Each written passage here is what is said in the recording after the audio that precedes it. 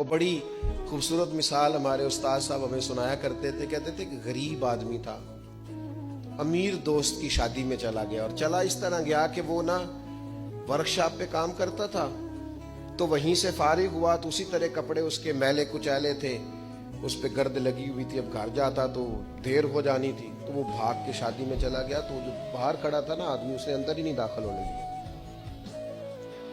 اس نے کہا جناب آپ کدھر آ گئے, یہ تو بڑے امیر رئیس اعظم کی شادی ہے. اس نے بڑی منت کی, بالآخر وہ رو پڑا, یار تیری مہربانی, میرا قریبی دوست ہے, مجھے تھا. اس نے کہا جناب آپ جا ہی نہیں سکتے, حالت تو دیکھیں اپنی. اب وہ دوڑا گیا گھر, تیزی سے کپڑے بدل کے واپس آ.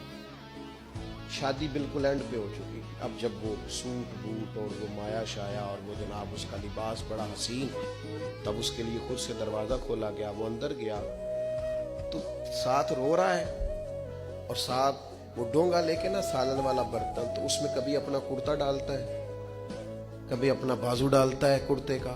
لوگوں نے کہا یہ کیا کر رہے ہو؟ کہنے لگا یہ میری تو دعوت نہیں, یہ تو کپڑوں کی دعوت ہے. اگر میری دعوت ہوتی تو میں تو پہلے بھی آیا تھا, اسی شکل و صورت کے ساتھ آیا, لیکن مجھے اندر گھسنے نہیں دیا. میری غربت نے کیا مجھ کو زمانے میں بدنام, تیری دولت نے تیرے عیب چھپا رکھے. تو یہ تو ان کپڑوں کی دعوت ہے, میرے کپڑے بہترین پہنے ہیں تو مجھے گھسنے دیا ہے, لہذا کپڑے ہی روٹی کھائیں گے. میں روٹی اذیت دی جاتی ہے, تکلیف دی جاتی ہے, آزمائش میں مبتلا کیا جاتا ہے. ایسے ایسے کھانوں کے نام لیے جاتے ہیں جو غریبوں کے ہاں پکتے نہیں.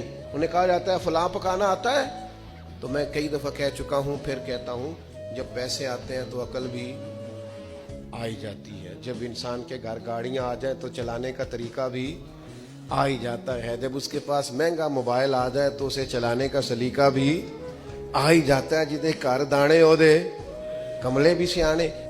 جب لوگ تانے دیتے ہیں, جب لوگ تکلیف دیتے ہیں, جب آپ بالکل ٹھیک چل رہے ہوتے ہیں, جب آپ محنت کر رہے ہوتے ہیں, جب آپ مخلص ہوتے ہیں, جب آپ جدوجہد کر کر کے تھک جاتے ہیں, اور لوگ جب پوری طور پر تانا زنی کر باتیں سننے کو جب ملتی ہے, میں دیانتداری سے کہتا ہوں جب لوگ پوری طرح دل توڑ دیں, پھر کوئی سجدے کا مزہ ہے, پھر کوئی دعا کی لذت ہے, پھر کوئی چسکا ہے اس کی بارگاہ میں حاضری کا, پھر کوئی تڑپ پیدا ہوتی ہے اس کیفیت میں. وہ جب لوگ آپ کو پوری طرح تکلیف دیں اور سارے اسباب ظاہری ختم ہو جائیں, وہ جو لذت ہے نا اللہ کی بارگاہ میں جڑنے کی, وہ تعریف والوں کو کئی دفعہ نصیب